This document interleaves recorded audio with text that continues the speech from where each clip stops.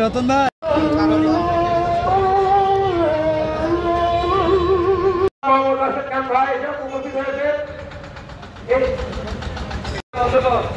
আমি নামাজের পরে বক্তব্য রাখবো। আজকে নামাজ পড়ব এবং নামাজের পরে আমার কথাগুলো আপনারা